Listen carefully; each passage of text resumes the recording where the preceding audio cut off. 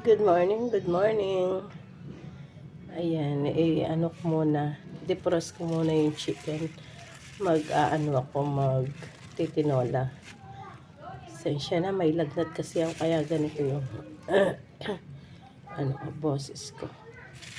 Yung chicken na breast, puro breast yan. Siyempre, dahil hindi masyadong sa gulay yung mga bata, konting lang, malunggay. Ang ganda ng malunggay, baby siya. Tsaka konting daw ng sili. I-mix ko.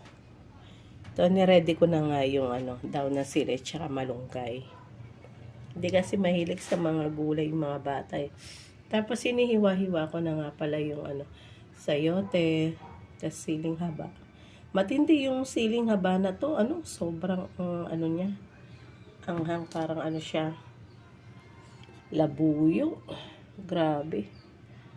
Kaya kung magda-dynamite ka, tanggalin mo muna yung buto. Kahit tanggalin mo pa yung buto, sobrang anghang pa rin.